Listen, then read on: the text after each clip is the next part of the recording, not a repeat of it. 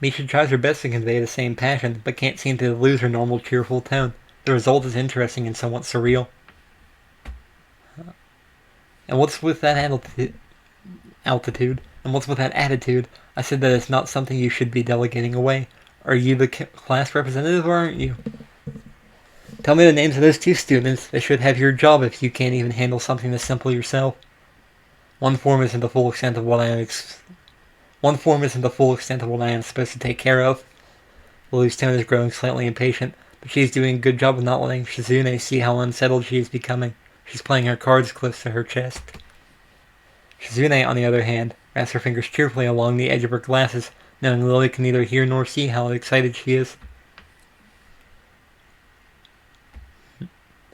Of course, you do so much, class rep. It must be so difficult being you.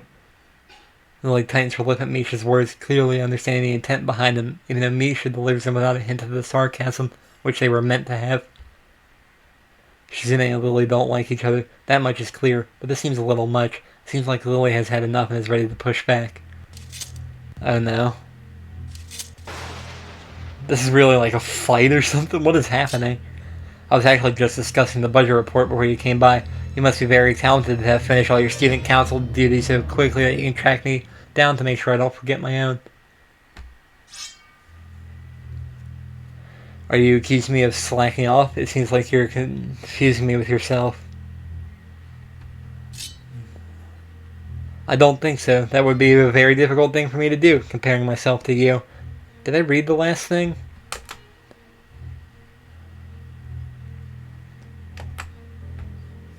Are you accusing me of slacking off? Yeah, I think I read it. Jesus. Cold War, high tension. I don't think so. That would be a very difficult thing for me to do, comparing myself to you. You're right. The difference between us is like heaven and hell. And it's not hard to guess which one you might represent. Jesus. The air between them ripples with the heat of their enmity. How do you say that? Sorry, I don't know. I don't know how to say that, so I'm looking it up. Let's see. The state or feeling of being actively opposed or hostile to someone or something. Enmity. I was saying it right. The air between them ripples with the heat of their enmity. Well, not really. They can't disguise it anymore, though. Even Misha looks like she's beginning to understand the real nature of this conversation. Hee-chan, don't you slack off either. What are you talking about? Aren't you taking part in the festival, Hee-chan? You are, aren't you? Then I hope you're going to do a lot more than to make sure it goes smoothly than this person. I don't understand why Shizune is suddenly getting mad at me. Don't drag me into this. I've done my part. Hey, come on, cut me and Lily some slack. Hey, I'm the new guy, remember? It's not like I could have done much, even if I wanted. That's right, you shouldn't expect the transfer student to jump right into it on his first week. Lily taking my side feels oddly comforting, so I decide to back her up too.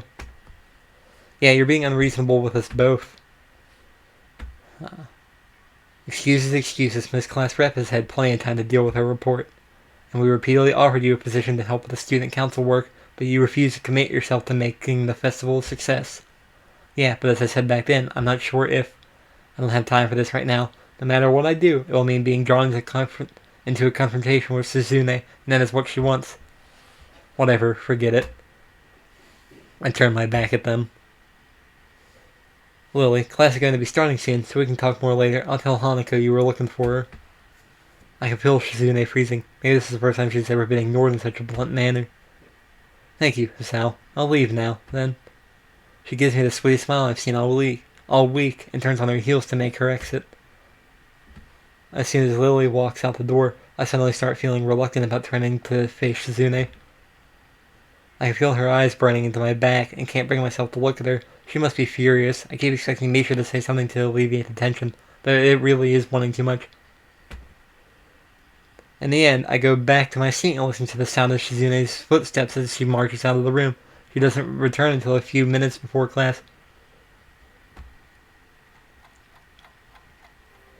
Hanako doesn't come to the morning class at all, leaving her seat looking empty and lonely in the back of the classroom.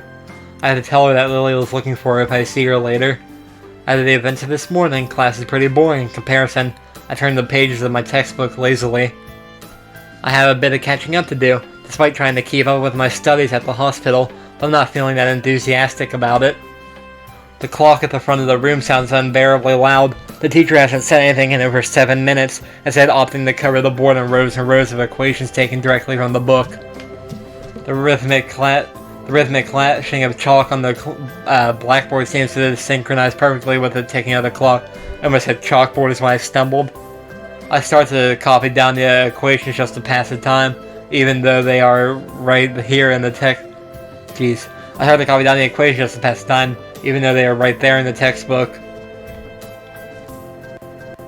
Ooh. When the bell rings, I'm not in a hurry because I have nothing to do, so I stay for a while reviewing what we covered in class today. I prefer to leave last anyway, so I don't have to deal with crowding in the hallways. I noticed Shizune and Misha have also stayed behind, talking to someone from another class. Shizune is signing so fast that their hands make noises like swords cutting through the air. Maybe there is pent-up anger in there. Misha is trying desperately to keep up, but it's clear she can barely manage to even understand her. I put my head down, whatever they're discussing, it looks like serious business. Shizune signs to the point where her wrists crackle, and Misha struggles to spit it out in word form. Sometimes she trips over herself like she's dealing with tongue twisters, and then on top of that she has to sign back anything the other girl says. Seems like a rough job. Misha looks tired, like she's about to faint. Luckily for her, their business is soon finished and the girls sit back down in their seats again. I'm so tired. She's hanging her head limply on her desk, looking exhausted. I'll use the opportunity to reconcile with Shizune a bit, without getting roped into the student council thing again, though I suspect that door is now closed for me. Festival preparations must be tough for you. Indeed, the people in the school seem to be taking the festival very seriously. Whenever I see people idling around before and after classes, they're always talking about their plans for it. It's kind of neat to see everyone being so enthusiastic about it. I'm probably the only one who doesn't have something to do.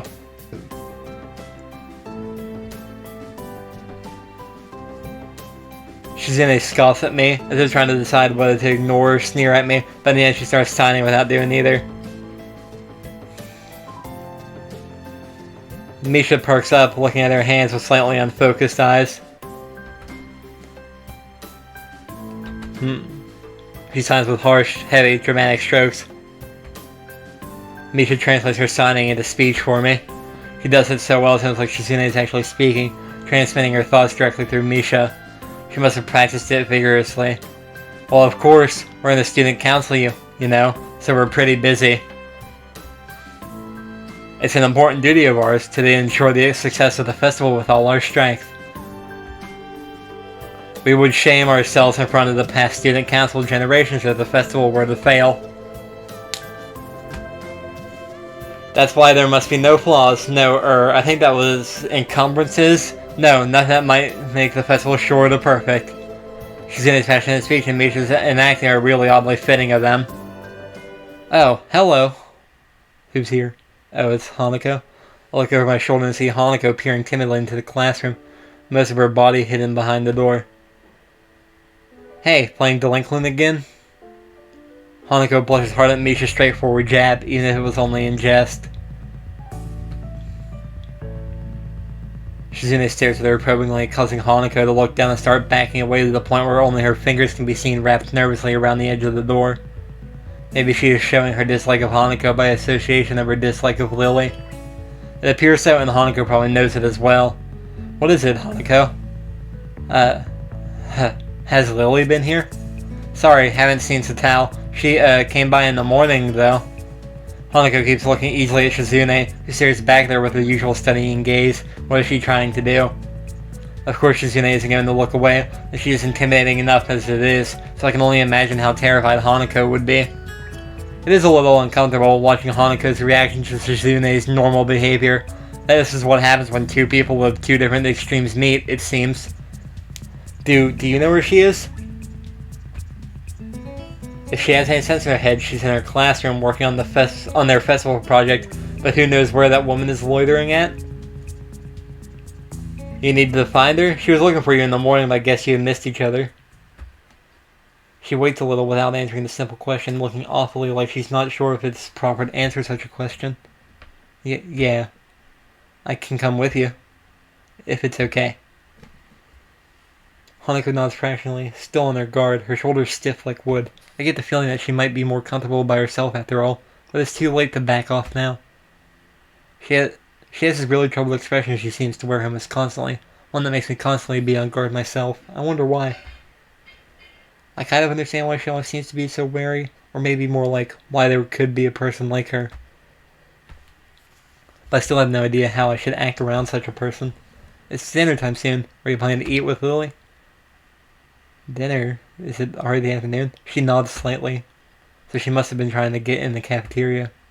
Well, there's something of a dinner crowd, just like the cafeteria is crowded during lunch. It's not as bad because dinner time is longer than lunch hour, but I can understand why Hanako could be discouraged from going in. I pick up my bag and we take our leave. Hanako skips a little to meet my initial pace, so I slow down to match her speed. It doesn't take long for us to be walking at a comfortable pace down the hallway. Now it feels like we're going for a stroll together, something I can't say I've really done before with a girl. Hanako doesn't seem to be thinking the same thing though. Even though we are walking at the same pace, she never comes within arm's reach of me. I guess she's still a little uncomfortable around me. Given how shy she is, there doesn't seem to be much helping it, at least for now. By the time we arrive at the cafeteria, there's not much of a crowd there, but Lily is nowhere to be seen. Hanako's head sinks even lower than usual. Have you looked somewhere else already? Just at the library. I was reading. So she does spend the classes she skips at the library. So not exactly a thorough search then. Well, if I had to guess, she'd be in her own class like Shizune said, right? Right. With the slightest of nods, Hanako agrees with my reasoning. God, she's being so awkward. It's like I need double-layered silk gloves with padding to even begin interacting with her. Some small talk might help her become a bit more used to me. It isn't hard to tell that the silence between us is hovering on the edge of both of our minds. So you and Lily usually hang out together after class, right? Yes. I'm not quite sure what I expected from her answer, nor why I even asked the question. That much was rather obvious, after all. She doesn't seem like the type to cultivate a social circle either, so I expect that Lily may well be her only friend. It must be a pain being in different classes, I'm guessing. She gives a sharp, almost reflexive nod. Compared to Lily's careful thought about her actions and speech, Hanako hastens to make her answers as prompt and short as possible. Lily comes by the classroom, though, even when she's busy. She gives a small smile as she says it, evidently appreciating the fact that Lily goes out of her way to help her. It's pretty cute, really. There isn't any need to say more, both of us content that the discussion's reached an end. As we ascend the stairs back to the lobby, we are met by a group of students heading downstairs like a school of fish moving from one feeding area to another.